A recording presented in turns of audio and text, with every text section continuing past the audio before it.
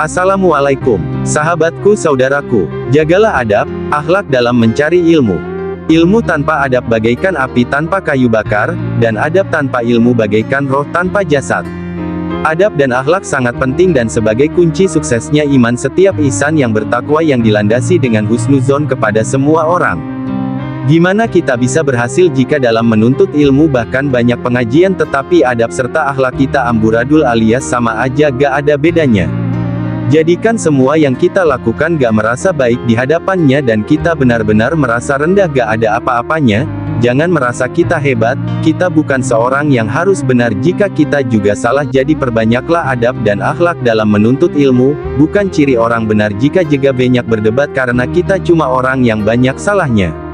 Adab dulu baru ilmu, sebab orang beradab sudah pasti berilmu, tapi orang berilmu belum tentu beradab.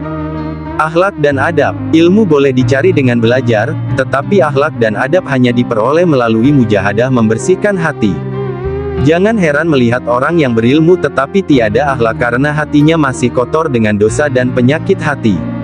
Tidak aku temui orang yang kuat berzikir, melainkan akhlaknya amat lunak dan menenangkan. Akhlak dan adab mendepani ilmu, ilmu tanpa adab dan akhlak itu umpama mengisi air di dalam bekas yang berlubang. Habib Umar bin Hafiz. Aku lebih memerlukan adab yang tinggi dari ilmu yang tinggi.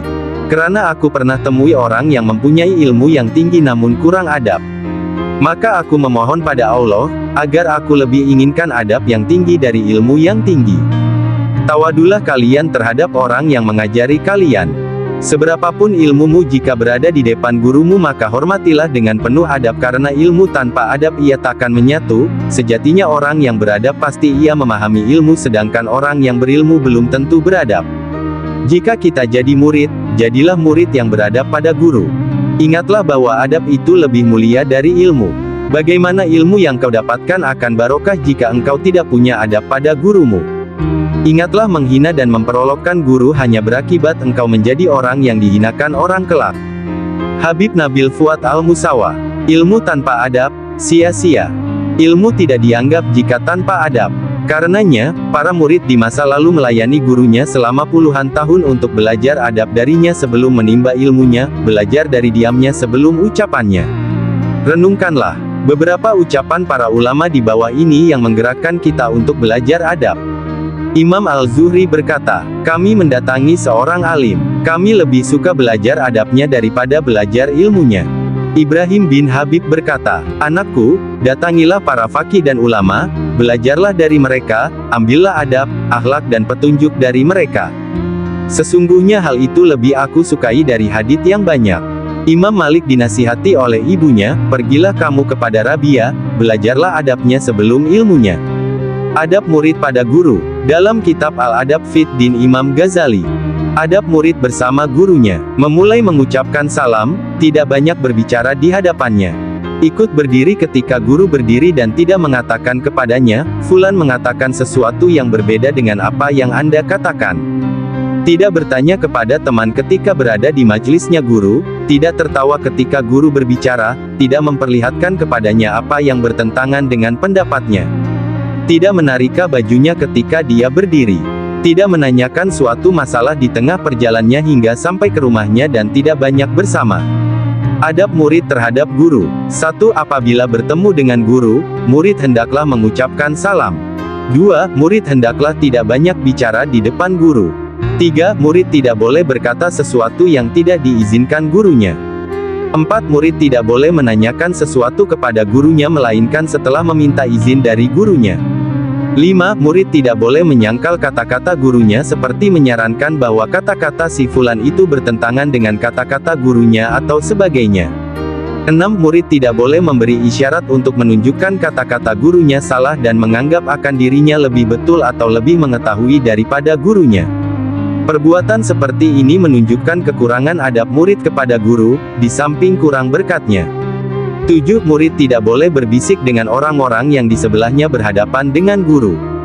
8. Murid tidak boleh menoleh ke kiri atau ke kanan ketika berada di depan guru, sebaliknya ia hendaklah duduk dengan menunduk penuh adab sopan.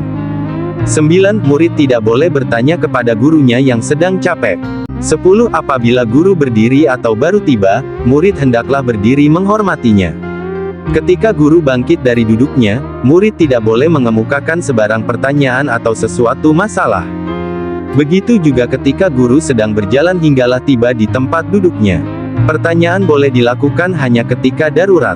11 Murid tidak boleh berprasangka buruk terhadap gurunya. Adab lebih utama daripada ilmu. Rasulullah Shallallahu Alaihi Wasallam bersabda, "Sesungguhnya Allah telah mendidikku dengan adab yang baik dan jadilah pendidikan adabku istimewa." Hadis riwayat Ibnu Mas'ud. Islam tak hanya menekan pentingnya ilmu. Akhlak mulia juga sangat penting, bahkan lebih penting lagi. Sabda Rasulullah menegaskan hal itu, "Sesungguhnya aku diutus untuk menyempurnakan akhlak mulia." Hadis riwayat Al-Bukhari. Imam Malik bin Anas adalah salah satu ulama besar. Beliau adalah guru dari Imam Syafi'i dan sahabat berdiskusi Imam Abu Hanifah. Semua kejeniusan Imam Malik tidak lepas dari peran ibunya. Ibunya ingin agar Imam Malik menjadi seorang ulama. Maka ia mengirimnya untuk belajar di rumah seorang ulama besar bernama Rabi'ah bin Abdurrahman. Sebelum berangkat ibunya berpesan pelajarilah adab Syekh Rabi'ah. Sebelum belajar ilmu darinya, adab memiliki kedudukan yang sangat tinggi dalam menuntut ilmu. Terlihat dari kisah Abdurrahman bin Al-Qasim, salah satu murid Imam Malik. Ia bercerita bahwa aku mengabdi kepada Imam Malik selama 20 tahun, 2 tahun diantaranya untuk mempelajari ilmu dan 18 tahun untuk mempelajari adab. Seandainya saja aku bisa jadikan seluruh waktu tersebut untuk mempelajari adab, tentu aku lakukan. Begitu pentingnya adab dalam diri seseorang. Sehingga ulama berkata, belajar satu bab adab lebih baik daripada engkau belajar 70 bab ilmu. Terdapat kisah, suatu hari Ubay bin Ka'ab sedang menggunggu kendaraan. Maka Ibnu Abbas, saudara sepupu Nabi, segera mengambil hewan kendaraannya agar Ubay bin Ka'ab menaikkannya. Kemudian Ibnu Abbas berjalan bersamanya. Maka berkatalah Ubay bin Ka'ab kepadanya, "Apa ini, wahai Ibnu Abbas?" Ibnu Abbas menjawab, "Beginilah kami diperintahkan untuk menghormati ulama kami." Ubay menaiki kendaraan sedangkan Ibnu Abbas berjalan di belakang hewan kendaraannya. Ketika turun, Ubay bin Ka'ab mencium tangan Ibnu Abbas. Lalu Ibnu Abbas bertanya, "Apa ini?" Ubay bin Ka'ab menjawab, "Begitulah kami diperintahkan untuk menghormati keluarga Nabi kami." Adab merupakan pondasi agama. Orang yang beradab akan dicintai masyarakat. Orang yang tidak beradab, hidupnya tidak diberkahi Allah. Dan ilmunya juga tidak bermanfaat. Sekarang kita berada pada suatu zaman degradasi moral. Mereka hanya mengutamakan memperbanyak ilmu, hafalan dan membaca saja. Namun meremehkan adab, atau sopan santun. Ibnu Mubarak mengatakan, barang siapa meremehkan adab, niscaya dihukum dengan tidak memiliki hal-hal sunnah. Barang siapa meremehkan sunnah-sunnah, niscaya dihukum dengan tidak mengerjakan hal-hal yang wajib. Dan barang siapa meremehkan hal-hal yang wajib, niscaya dihukum dengan tidak memiliki makrifah. Mendidik murid memiliki adab mulia. Hendaknya guru mendidik murid dengan adab-adab mulia. Secara bertahap, mengajarnya untuk berperilaku yang diridai. Melatih dirinya melakukan amalan-amalan secara sembunyi-sembunyi. Membiasakan mempertahankan amalan-amalan yang tampak maupun tidak. Memotivasinya agar ucapan dan perbuatan sehari-hari selalu disertai keikhlasan, kejujuran, niat yang lurus serta merasa selalu diawasi oleh Allah di setiap waktu. Hendaknya guru memberitahu murid bahwa dengan demikian akan terbuka baginya gerbang-gerbang pengetahuan, lapang dadanya, memancar dari hatinya mata air hikmah dan kelembutan, diberkahi ilmu dan keadaannya serta dituntun perkataan dan perbuatannya oleh Allah Subhanahu wa Ta'ala. Semoga bermanfaat. Wassalamualaikum.